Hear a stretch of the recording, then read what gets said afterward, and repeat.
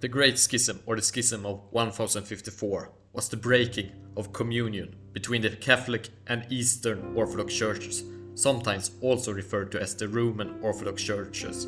in order to separate them from the Oriental or the Miaphysite Orthodox churches, which are other separate church traditions, which either broke off earlier from the Roman church tradition or evolved separately from the Roman church tradition from the very beginning. In any case, the Great Schism of 1054 was not the first breakup of the Roman church tradition, but it was the first truly major one of the Roman church tradition. And this schism would lead to the making of two fully independent branches of what previously had been, in theory, one united Roman church, and thus result in the division of Europe into two religiously distinct areas. In the West, those that recognized the supreme papal authority of the bishopdom of Rome, they would become the Roman Catholic Church. And in the East of Europe, where the local patriarchs and church leaders were recognized as the authority, with the Patriarch of Constantinople being recognized as the highest authority among these peers, but not as a supreme authority. And these churches would become the Eastern Orthodox Roman churches, or just the Eastern Orthodox churches, depending upon how specific you want to be in the naming of them.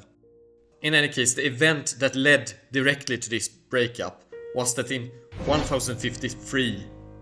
the Greek churches in southern Italy had been required by the Roman papal authority to conform to Latin practices under threat of closure, rather than the older Byzantine Eastern Roman rites that they had practiced. And as a response, the Patriarch Michael I of Constantinople had ordered the closure of all Latin churches in Constantinople. And in 1054, both sides, the papal authority in Rome under Leo IX and the Patriarch of Constantinople, Michael I,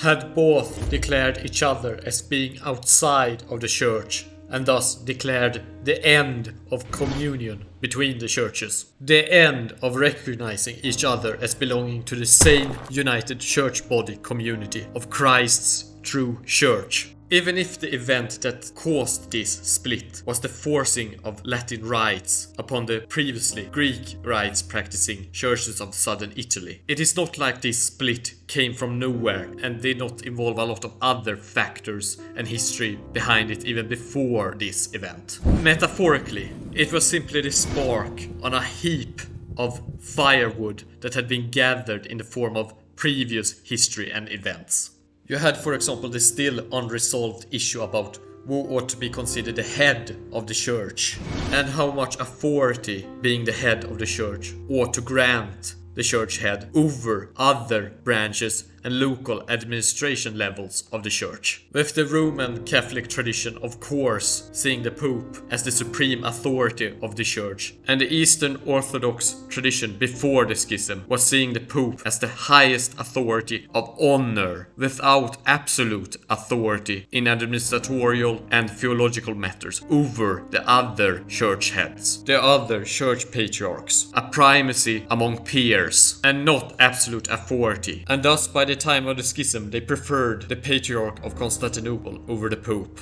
due to deeming the authority in Rome as having been corrupted, and too absolutist in their claim of authority over the other branches of the church. The authority and primacy of the Pope over the other patriarchs, as the Western Patriarch of Rome, following in the tradition of St. Peter, had been in debate and discussion since the founding of the Roman Church tradition, since the very beginning. And you also had a linguistic split here in the church too, with the Eastern Greek-speaking churches in contrast to the Latin-speaking churches of the West. And you had different traditions of liturgy and of rites as well. And even from the very beginning inside of the Roman Empire, you had two distinct centers of Christianity within the Roman Empire. The center in Constantinople, modern-day Istanbul, and the center in Rome, as the two high seats of the Roman Church tradition. And this split between the Western Church and the Eastern Church of the Roman Church also followed the split of the Roman Empire into the Western Roman Empire and the Eastern Roman Empire. And though technically they were still the same church in theory, in administratorial practice, even back then, we are actually talking about two different or rather distinct administratorial units of the church, which were subject to different historical events and interactions with the political entities around them, as the Western Church experienced the fall of the Western Roman Empire and the Eastern Church half experienced instead the continuation of the Eastern Roman Empire. And talking about the Eastern Empire and the continuation of empire,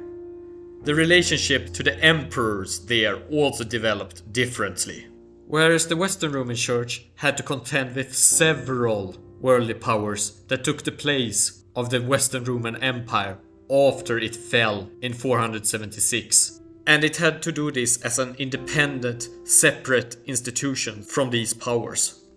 The Eastern Roman Church tradition, on the other hand, was still under the Eastern Roman Emperor and an institution of the Eastern Roman state. And consequently, the direct involvement of the Eastern Roman emperors in the matters of the church was to be expected. This has later been described as Caesaropapism, as the emperor being above and directing the church, as the worldly rulership being the rulership over the church too, whereas the church is to serve the rulership and give it spiritual guidance. Though this can be debated,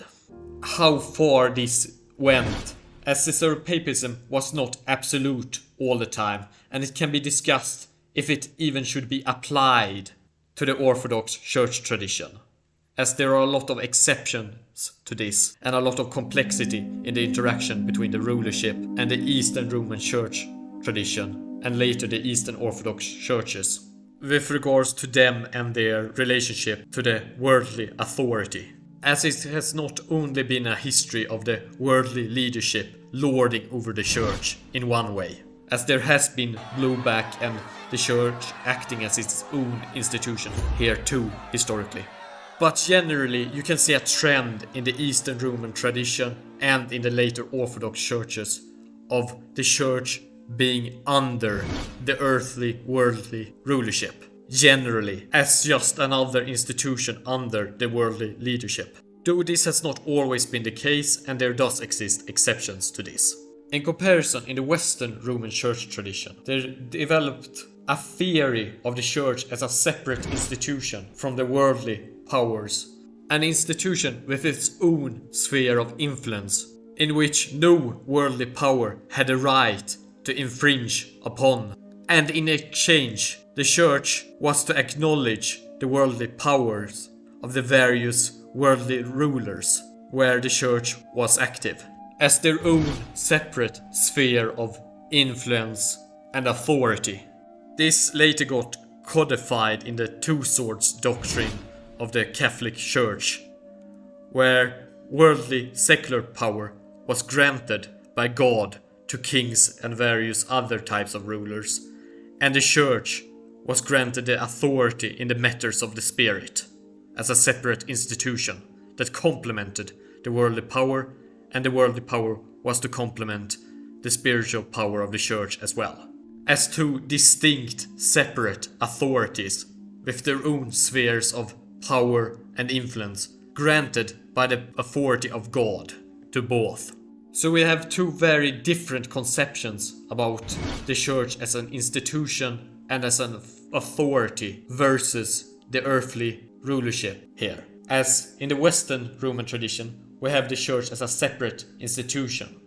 and the earthly power as a separate institution from each other, with two distinct spheres of influence. And in the Eastern tradition, we have the Caesaropapism, with the emperor or the earthly rulership above the church, and with the church integrated into the worldly power, rather than as a separate entity from it. And this difference, of course, originates in the fact that the Western Roman Church tradition had to evolve into a separate institution, distinct from the state, and thus distinct from the Eastern Roman Church tradition, as the Roman state had collapsed in the West, and the Western Roman Church tradition had to be independent from the various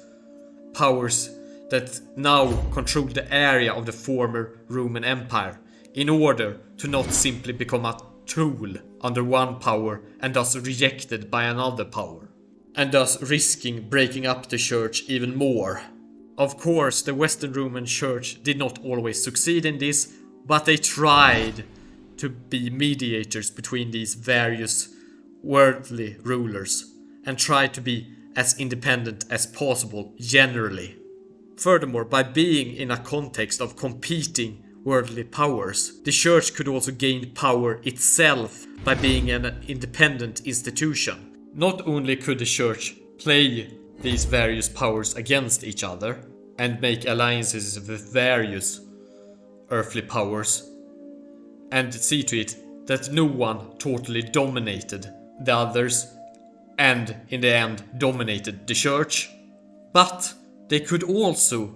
by siding with certain powers or other powers, ensure that their interests were taken care of and that their influence was kept as a political entity. Because that was very much what the Western Roman Church tradition had become, a political entity that had independent power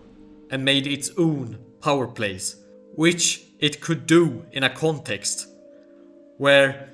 it was not dominated by one singular powerful empire like the Eastern Roman Church tradition was under the Eastern Roman Empire,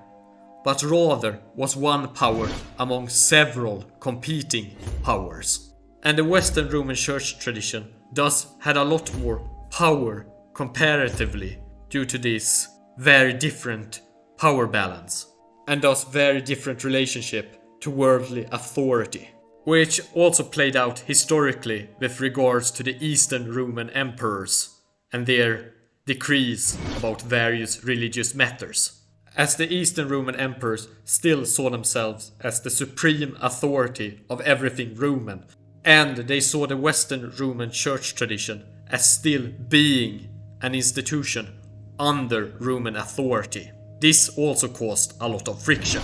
and conflict between the Western Church tradition and the Eastern Church tradition that was subordinate to the Eastern Roman emperors.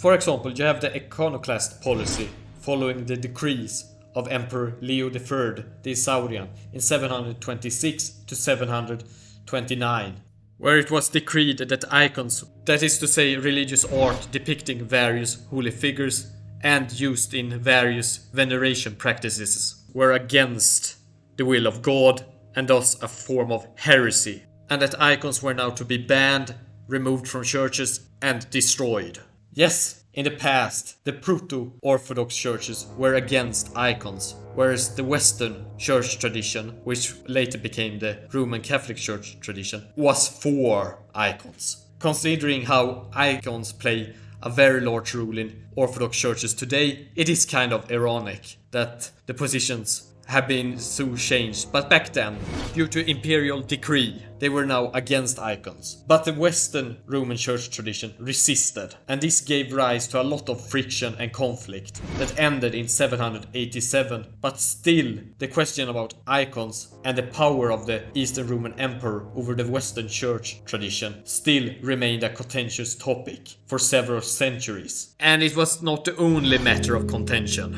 You also had a controversial addition to the Christian Nicene Creed too, with the term Filioque, Latin for "and from the Son," added to the creed in Western Roman Christianity, but not in the East. And in the Church Council of Constantinople in 879 to 880, the Eastern Orthodox Roman Church condemned these additions as being outside of proper Christianity, though no official breaking of communion with the Western Roman Church occurred due to it. But it was still a matter of contention between the Western Roman Church tradition and the Eastern Roman Church tradition. And this was a contention that was aggravated when the Western Roman Church tradition made the inclusion of the term into the creed into official liturgical practice, whereas before it had only been an individual interpretive choice by Western Roman Church congregations, and not something that everyone within the Western Roman Church tradition had to follow. Nor was it officially practiced by the Bishop of Rome, that is to say the Pope, as an official practice, until the year 1014, when it was adopted into the official liturgy of Rome, in stark contrast to the condemnation of the Eastern Roman Church tradition. Though the inclusion of the term to the Christian creed would not be an enforced dogma in the Catholic Church until the 13th century, after the Second Council of Lyon, centuries after the Great Schism of 1054. Yet Pope Benedict VIII's inclusion of the Filioque term into the Nicene Creed in his official religious practice created a lot of friction between the Western Roman Church tradition and the Eastern Roman Church tradition. And even more recently, before this Great Schism of 1054, Pope Leo IX had, in official statements, laid claim to have complete authority over the four Eastern patriarchs, reigniting conflicts about the leadership of the entire church. This claim actually had precedents going back to the 4th century regarding the authority of the church leaders, but it had remained kind of in the background, and the traditional view had been that this was kind of a matter of definition of church leadership. And as I mentioned previously in this video, the Western Roman Church tradition held that the Pope had supreme authority, whereas the Eastern Roman Church tradition held that the Bishop of Rome, the Pope, and his primacy was largely one of honor among peers, not as a supreme authority, at least not in practical church matters and in church doctrine, as can be seen here. My dearest brother, we do not deny to the Roman Church the primacy amongst the 5 sister patriarchates, and we recognize her right to be the most honorable seat at an ecumenical council, but she has separated herself from us by her own deeds, when through pride she assumed a monarchy which does not belong to her office. How shall we accept decrees from her that have been issued without consulting us, and even without our knowledge? If the Roman pontiff, seated on the lofty throne of his glory, wishes to thunder at us, and so to speak hurl his mandate at us from on high, and if he wishes to judge us, and even to rule us and our churches, not by taking counsel with us, but at his own arbitrary pleasure, what kind of brotherhood, or even what kind of parenthood can this be? We should be the slaves, not the sons of such a church, and the Roman See would not be the pious mother of sons, but a hard and imperious mistress of slaves. Nicetas, Archbishop of Nicomedia, regarding reconciliation between the Roman Church and the other Eastern Roman patriarchates. And on the side of the Catholic Church or the Western Roman Church traditions, there were accusations against the Eastern Roman churches of them having sold themselves to the earthly power, of them having sold the church to the earthly powers of earthly rulership, instead of following the divinely mandated rulership of the Pope, as the holder of the office descended from Saint Peter, the Apostle, and the divinely mandated line of church leadership. Even before the schism and after it, there has been a long tradition of cross polemics between those that follow the Western Roman Church tradition and those that follow the Eastern Roman Church tradition, regarding the rule of the Pope and the rule of secular earthly authority over the Church. So this issue has been a very contentious issue, and it came to a head when the Roman Church head, the Bishop of Rome, decided that he had authority over the churches found in southern Italy, rather than the previous authority of the Patriarch of Constantinople. And though the separation was gradual, before and even after 1054, as many churches locally still acted as in communion, as giving reverence to both the Pope and their own local Eastern Orthodox leadership, even after 1054. And you had issues even before 1054, where there were issues of contention, meaning that the breakup of the church was gradual. It was not as sudden a split as it was defined by the declarations of 1054, but the declarations of 1054 and what followed afterwards through the decades and centuries would become a really deep split and would result in a lot of atrocities and bloodshed. You have, for example, the massacre of Latin Christians in Constantinople in 1182, and a lot of back and forth conflicts in the 12th to 14th centuries between Catholic Christians and Eastern Orthodox Christians in Northern Europe. And though these conflicts often started due to other reasons, they were usually justified with religious pretexts of fighting against the wrong type of Christianity. You also have the rather infamously Fourth Crusade that ended in the sacking of Constantinople in 1204, and a long range of other conflicts up to even rather recent times that have been justified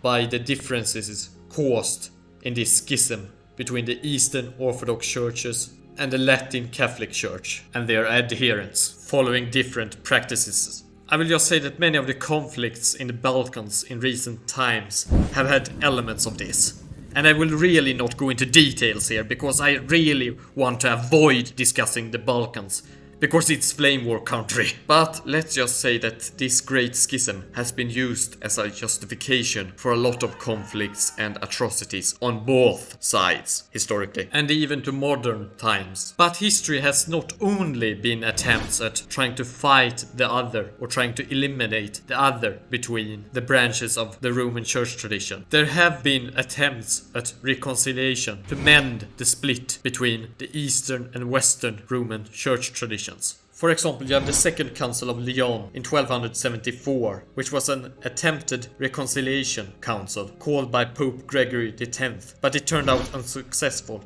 largely due to the fact that the Roman Emperor Andronicus II refused any sort of unification process between the Eastern Roman Church tradition and the Western Roman Church tradition, deeming any sort of process like that as a potential threat to his own authority. And this was not only due to the Pope potentially getting a greater influence over church matters within his domain, but also due to the fact that there existed factions within the Orthodox Church which refused a reunification process with the Western Roman Catholic Church, as they deemed the Western Roman Catholic Church as being too divergent in matters of theology and in church management from their own views, and thus saw them as heretics that you ought not to reunify with, and consequently they pressured the emperor to adopt a hardline stance against any sort of reunification process. And it ought also to be considered that the emperor was dependent upon the church for its own legitimacy to a great extent,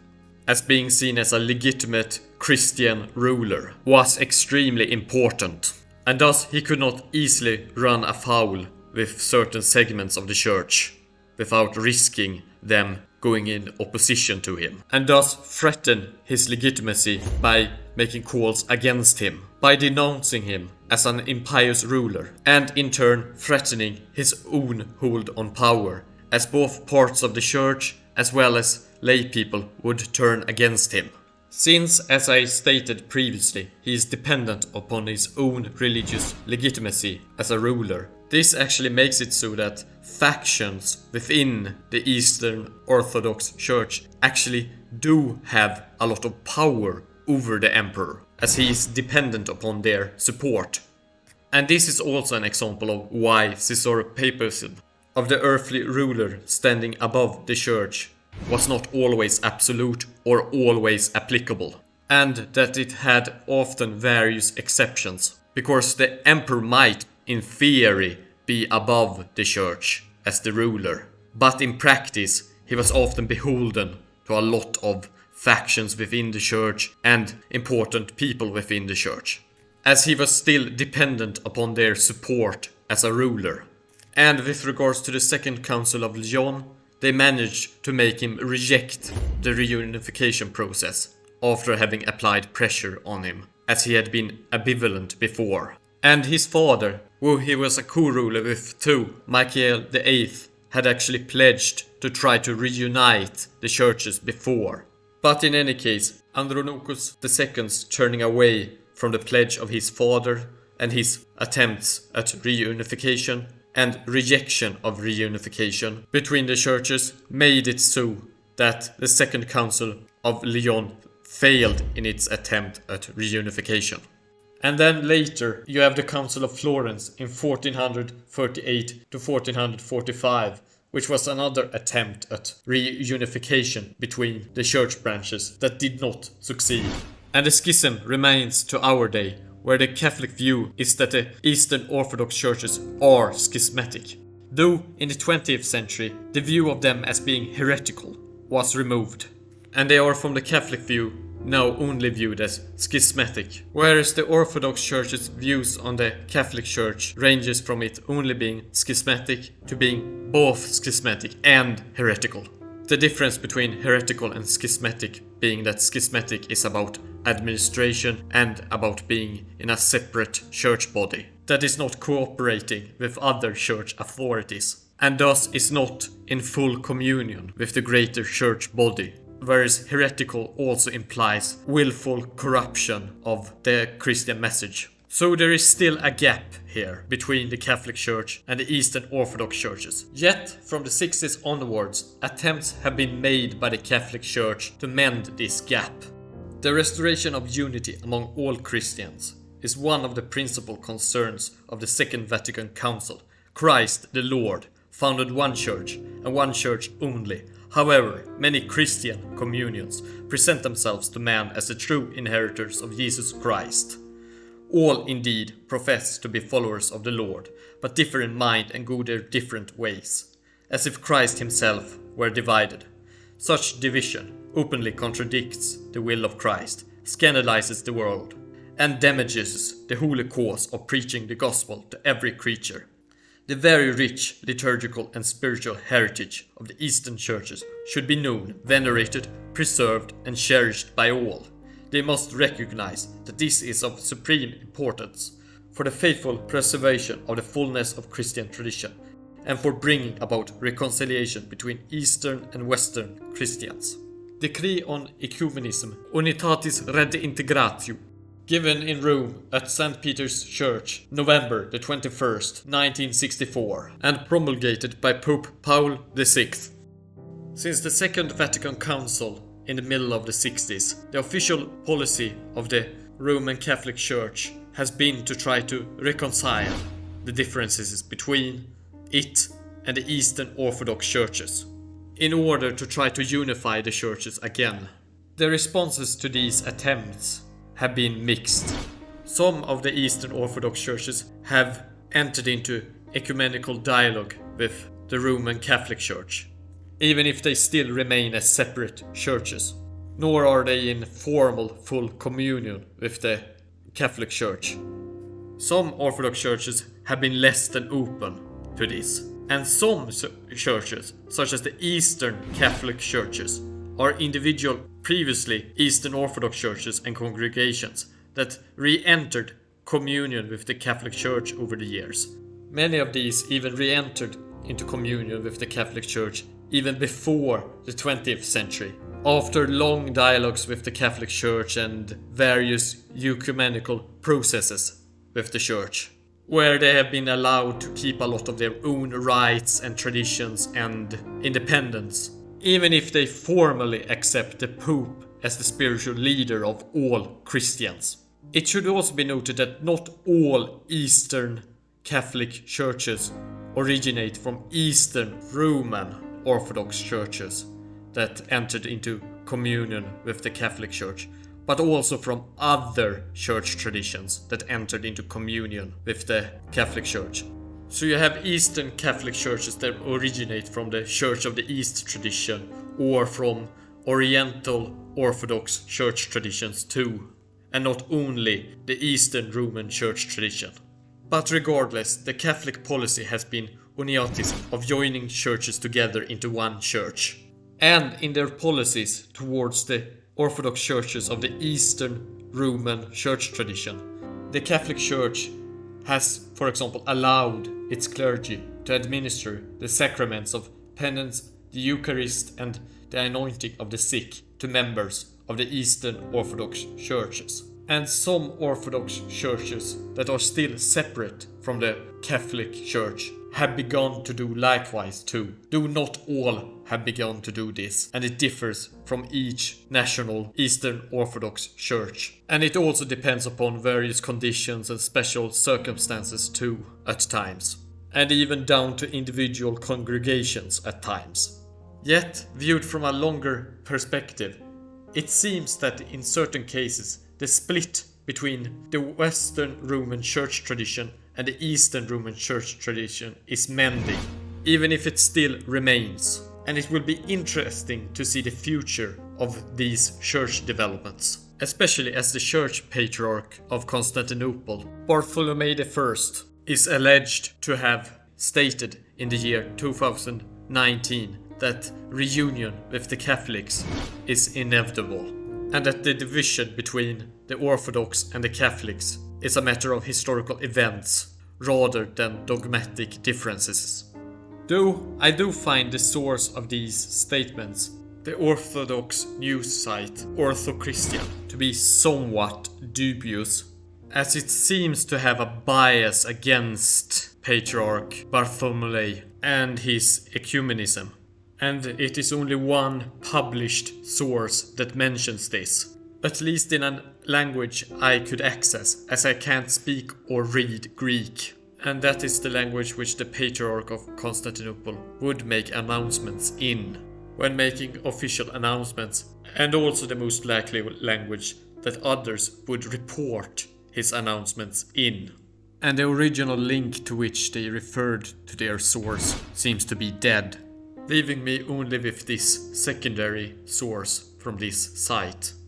And you would assume that statements like these, made by an important religious authority like Patriarch Bartholomew, would get a greater coverage than only on a site that is connected to some Russian Orthodox monasteries, in cooperation with certain other Russian Orthodox organizations. And that refers to, as a source for these statements, an organization for journalism connected to the Eastern Orthodox churches, the Union of Orthodox Journalists, but whose link is broken. And the Union of Orthodox Journalists also seems to be connected to the Russian Orthodox Church, in such a way that it seems to be an organization that is subordinate exclusively to the Russian Orthodox Church, whose leadership has been in somewhat of a low-intensity inter-church conflict with Patriarch Bartholomew, due to, among other things, his positions regarding Ukraine and church matters connected to Ukraine. So this could potentially just be a smear campaign to portray him as being too reconciliatory towards the Catholic Church, and too inclined to smooth over theological differences to the degree that it becomes offensive and puts into question his faithfulness to the Orthodox faith versus the faith tradition, which split off in the Great Schism of 1054. Yet, Patriarch Bartholomew has had a history of supporting greater ecumenism between the Eastern Orthodox churches and the Catholic Church, so it could be in line with that policy if he said this, or said something similar but less radical, such as greater cooperation with the Catholic Church in various matters, rather than full-out reunification, and there being no dogmatic differences between the churches, which are very radical statements, which might be an exaggeration made by Bartholomew and or taken out of context, and or exaggerations made by the journalists or the people that they have interviewed. And that is if these statements are not outright fabricated lies made against Bartholomew. But even if we assume that he stated this, and that this is his true view, that reunion is inevitable, and that there are no major dogmatic differences between the church traditions, yet even as the Patriarch of Constantinople, and thus in theory the highest authority within the Eastern Orthodox churches, he is still not a supreme authority, only the first and most respected among peers. And there are other church leaders in the Eastern Orthodox churches that do not not share this same view, and that do feel that there are still large differences in the split between the Catholic Church and its dogmas and the Orthodox traditions, and thus do not want to seek a reunification between the Eastern Orthodox churches and the Catholic Church. In fact, you could even argue that this article, if it is an intended propaganda piece against Bartholomew I, which I think it is, then it is dependent upon the traditionalists who reject any sort of reconciliation or ecumenism with the Catholic Church, as the claims of this article are either invented and or skewed in such a way as to incite against their sensibilities of the true Eastern Orthodox faith and to turn them against Bartholomew, who gets depicted as being too reconciliatory and ecumenical towards the church that they have been separate from ever since the Great Schism of 1054. And it is important to be aware of the fact that these sentiments against reconciliation and against ecumenism with the Catholic Church do exist among certain sections of the Eastern Orthodox churches, be they laymen or clergy or both. Not everyone sees reunification or even reconciliation with the Catholic Church as something good to strive towards. And it is unlikely that we will see any sort of great unification between the Eastern Orthodox churches and the Catholic Church on a large, great scale among all the churches anytime soon, if ever. Though we might see local integrations and specific Eastern Orthodox churches reunify with the Catholic Church in various ways and in various matters. Even if not in full communion, there might be various degrees of communion and special arrangements with the Roman Catholic Church. And the future will tell how this will develop. But it is still undeniable that the effects of the Great Schism of 1054 still remain to this day, and is echoed and connected even in potential propaganda pieces like this article that might have been fabricated as part of a polemical argumentation against Patriarch Bartholomew as being too reconciliatory towards the other part in the Great Schism of 1054. An event that still has effects even today, nearly 1,000 years later. And that was the Great Schism of 1054, its history and consequences in a greater context. And I hope you like this video about it. Please post comments and ask questions, and I will try to respond as quickly as possible. Please do subscribe, as it would help the channel spread awareness about the humanities. اشتركوا بالقناة من فضلكم.